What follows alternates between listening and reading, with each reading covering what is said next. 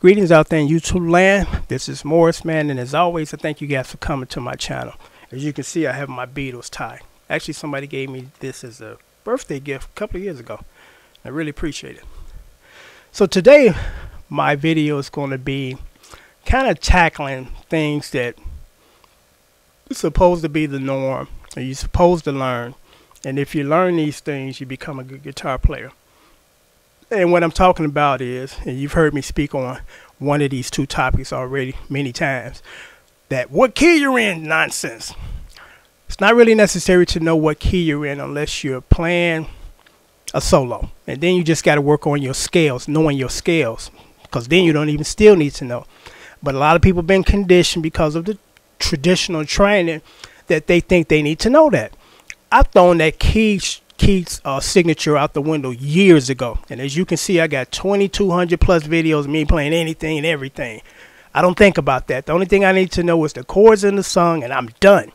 You know, but again, we've been taught by traditional music teachers that you need to know this stuff. And while you're focusing on this stuff, you can be focusing on becoming a better guitar player and knowing the basics and being able to play vast amount of material. And the other topic that I want to touch on that falls in that same bucket is chord progressions. What key you in so I can play the chord progressions? I've never even used that. I remember when I first was being taught music and they were telling me about, you know, the key of C and the chords and here the progressions. And I asked back then in my teenage years, I'm like, why do I need to know this stuff?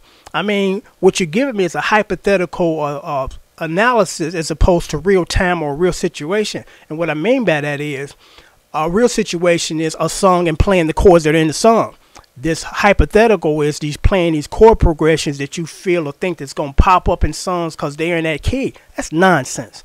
But again, we've been taught these things that will not allow us to become good guitar players or good musicians. Because again, I abandoned that nonsense a long time ago because it was not making sense to me. It didn't apply. It wasn't going to help me.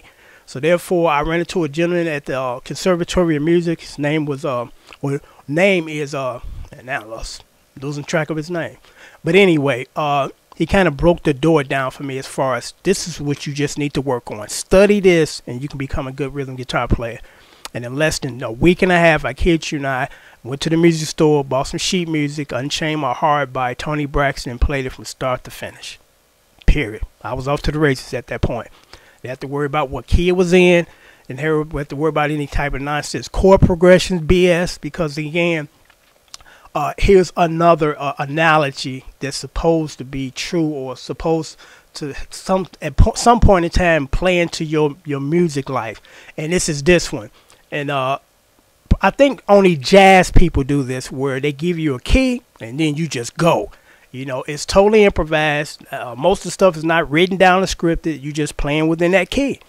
But, you know, for R&B and blues and stuff, well, not maybe blues, but R&B, you got to worry about that stuff. I've never been in a band where somebody jumped up on stage or it was unrehearsed and they was like, oh, I want to do this song in the key of A. We don't work like that. You know, we come prepared. And if we're not prepared or somebody pops up that's not prepared, we're not going to be a part of that. You know, we're not going to be stumbling and fumbling on stage.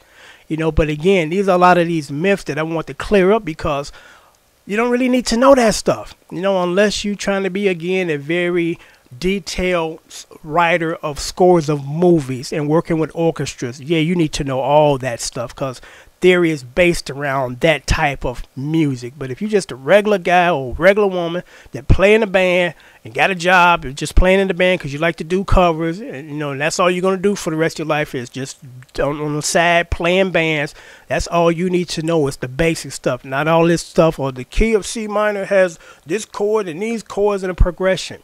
Don't waste your time. That's just a waste of time, you know. But a lot of people have been stuck in this traditional way and they refuse to let it go, you know. But you know, it's a new day and time, and I'm a good example of that because I went through the same tradition as everybody else. I got some music teachers.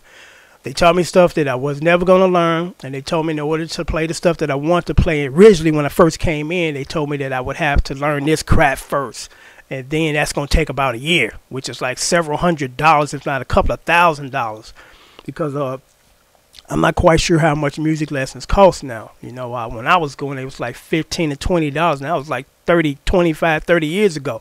So I imagine like $40 to $50 for 30 minutes now.